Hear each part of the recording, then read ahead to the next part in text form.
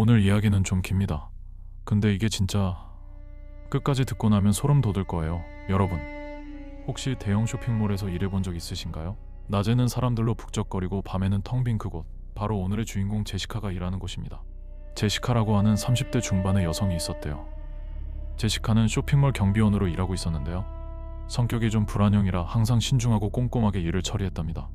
제시카는 요즘 생활비 때문에 고민이 많았대요. 여러분도 다 아시겠지만 서울에서 혼자 살면서 생활비를 충당하는 게 쉽지가 않잖아요. 그날은 저녁 7시쯤이었대요. 제시카는 쇼핑몰의 에스컬레이터 근처에서 동료인 마이크와 함께 순찰을 돌고 있었답니다. 마이크는 40대 초반의 남자였는데 유머러스하고 긍정적인 성격으로 제시카와는 좋은 동료 관계였다고 해요. 오늘따라 쇼핑몰이 더 붐비는 것 같아. 제시카가 좀 걱정스럽게 말했대요. 마이크가 웃으면서 대답하더랍니다. 가을 세일이 시작됐으니까 사람들이 한꺼번에 몰리잖아. 너도 쇼핑 좀 해봐. 기분 전환 겸.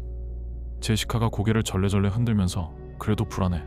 무슨 일이 생길 것 같은 기분이야 라고 했대요. 여러분, 평범한 날이 가장 위험한 법이죠.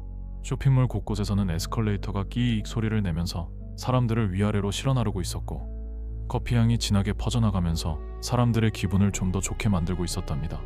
쇼핑몰은 12층 구조로 되어 있어서 경비원들이 순찰을 돌기에는 꽤 넓었대요. 그렇지만 제시카는 뭔가 이상하다는 느낌을 떨칠 수 없었대요. 여러분도 그런 날이 있지 않습니까? 아무 이유 없이 불안한 날들. 제시카에게도 그런 날이었습니다. 한참을 순찰하다 보니 어느덧 저녁 8시가 됐는데요. 갑자기 쇼핑몰 전체가 깜깜해지더래요. 정전이었답니다. 사람들은 당황해서 웅성거리기 시작했대요. 정전이라니, 전원은 왜 끊긴 거지? 제시카가 당황해서 말했답니다. 마이크가 침착하게 대답했대요. 잠시만 기다려봐. 비상전등이 곧 켜질 거야. 그런데 그때 갑자기 한 방문객이 다급하게 외치더라고요. 아이가 안 보여요. 도와주세요. 제시카는 그 소리를 듣고 가슴이 철렁 내려앉았대요. 정전 중에 아이가 사라지다니 이게 무슨 일이지? 하는 생각이 머릿속을 스쳐 지나갔답니다. 여러분, 정전이 언제나 문제를 일으키는 건 아닙니다. 하지만 이번은 달랐습니다. 제시카와 마이크는 경비실로 돌아와 CCTV를 확인해 보기로 했대요. 밤 9시쯤이었답니다. 경비실은 꽤 좁고 낡았지만 그날따라 더 답답하게 느껴졌다고 하더라고요. 마이크 이거 봐. CCTV에 이상한 그림자가 보여. 제시카가 화면을 가리키며 말했대요. 마이크가 고개를 갸웃거리며 화면을 살펴봤답니다. 그림자라니 어두워서 잘 안 보이는데?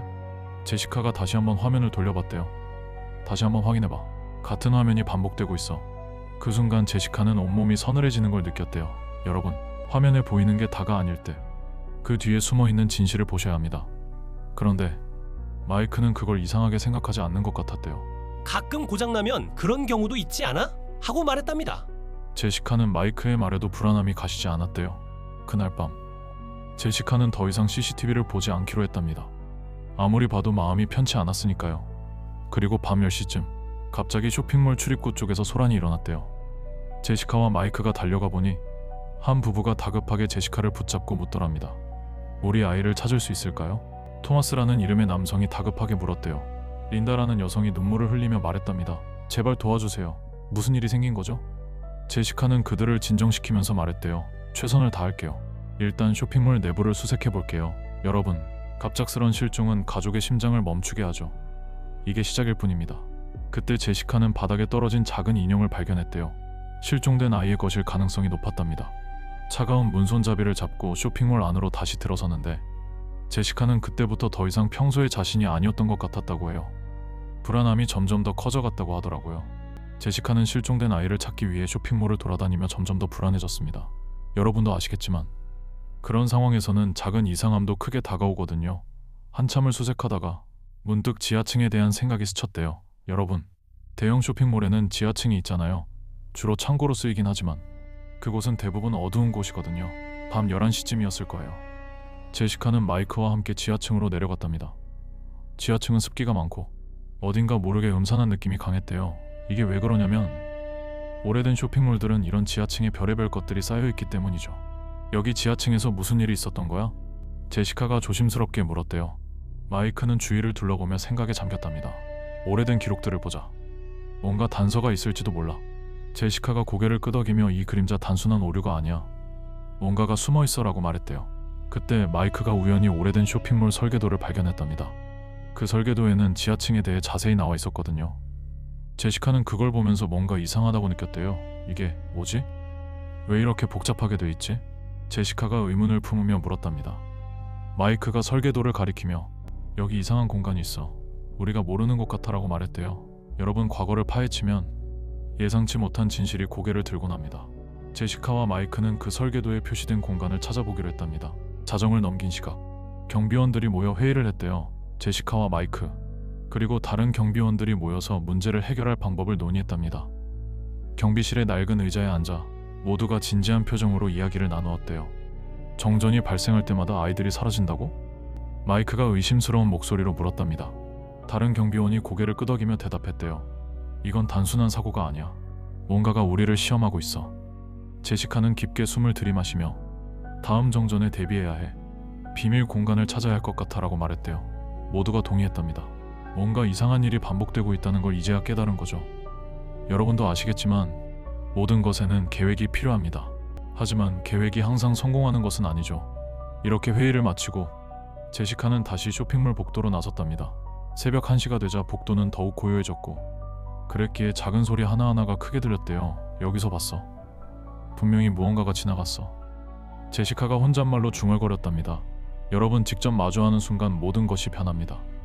제시카는 복도에서 희미한 발소리를 들었대요. 그리고 그 순간 무언가 차가운 흔적이 느껴졌답니다. 이건 실제 하는 게 아니야. 하지만 분명히 봤어. 제시카가 몸을 떨며 말했대요. 그때 제시카는 숨죽인 목소리로 물었답니다. 누구 있어요? 하지만 대답은 없었대요. 대신 더 강하게 느껴지는 냉기와 함께 복도의 차가운 대리석 바닥이 그녀의 발밑에서 서늘하게 느껴졌답니다. 여러분이라면 이런 상황에서 어떻게 하셨을 것 같아요? 제시카는 그 순간 모든 혈관이 얼어붙는 듯한 느낌을 받았대요. 그래도 제시카는 그 이상한 감각을 떨쳐내고 계속해서 앞으로 나아갔답니다. 제시카는 복도를 지나 설계도에 표시된 비밀 공간의 입구에 도달했대요. 새벽 2시쯤이었죠. 그곳은 오래된 문이 있었고 문 손잡이는 녹슬어 있었답니다. 바닥에는 먼지가 깔려 있었고 제시카는 그곳에서 뭔가 낯선 기운을 느꼈대요. 여기가 비밀 공간의 입구인 것 같아. 제시카가 작은 목소리로 혼잣말했답니다. 그 순간 문 너머에 무엇이 있는지 궁금해졌지만 두려움이 앞섰대요. 이 문 너머에 대체 뭐가 있는 거지? 제시카가 자신에게 물었답니다. 여러분, 숨겨진 장소는 언제나 비밀을 간직하고 있죠. 하지만 그 비밀은 항상 안전하지 않습니다. 제시카는 그 문을 열고 들어가기로 결심했답니다. 여기서 모든 것이 시작된 걸까? 제시카가 속으로 말했대요. 그 문을 열고 들어가니 어둠이 그녀를 덮쳤고 차가운 공기가 온몸을 감싸 안았답니다. 그리고 그곳에서 제시카는 실종된 아이들의 흔적을 발견하게 되었대요. 여러분, 바로 그 순간 제시카는 모든 퍼즐 조각이 맞춰지는 것을 느꼈답니다. 제시카는 숨을 고르며 발걸음을 조심스럽게 옮겼대요. 비밀 공간의 문을 열자마자 코를 찌르는 듯한 퀴퀴한 냄새가 코끝을 스쳤답니다. 여러분, 그런 냄새 아시죠? 오래된 곳에서 나는 그 특유의 냄새. 그리고 그곳에는 어둠이 짙게 드리워져 있었대요. 제시카는 손전등을 꺼내어 빛을 비췄는데 빛이 닿는 곳마다 낡은 벽과 오래된 가구들이 보였답니다. 그리고 벽 한쪽에는 작은 손자국들이 남아 있었대요. 그걸 보는 순간 제시카는 심장이 멎는 듯한 기분을 느꼈답니다. 이곳이 아이들이 갇혀있던 곳? 제시카가 떨리는 목소리로 혼잣말을 했답니다. 그 순간 그녀는 이 모든 상황이 얼마나 끔찍한지를 깨달았대요. 여러분, 진실을 알게 되었을 때 그 무게를 견딜 수 있나요? 제시카는 그 무게를 온전히 느꼈답니다. 그때 제시카는 발밑에서 무언가를 발견했대요. 그것은 실종된 아이의 인형이었답니다. 인형을 집어들며 제시카는 속으로 중얼거렸대요. 이제야 모든 게 이해가 가. 하지만 늦었어. 그녀는 이 모든 상황을 어떻게 해결해야 할지 고민했대요. 여러분도 이런 상황에서는 아마 비슷한 기분을 느꼈을 거예요. 제시카는 그곳에서 빠져나가야 한다는 생각이 들었답니다.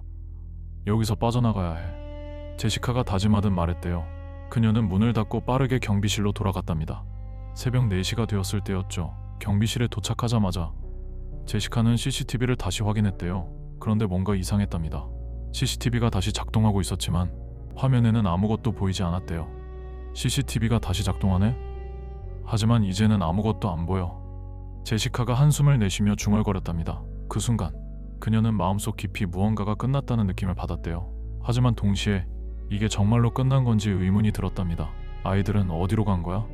제시카는 혼란스러운 마음으로 스스로에게 물었대요. 여러분, 모든 것이 끝났다고 생각할 때 진짜 이야기는 그제서야 시작될지도 모릅니다.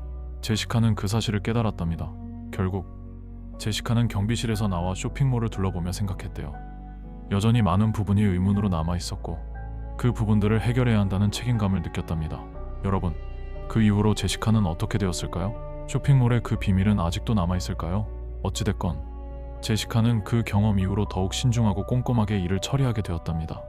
여러분도 혹시 비슷한 상황에 처하게 된다면 제시카의 이야기를 떠올리며 조심하시길 바랍니다. 여러분, 끝까지 들어주셔서 감사합니다. 구독, 좋아요, 알람 설정까지 하시면 다음 영상을 빨리 만날 수 있습니다. 다음 이야기도 기대해주세요.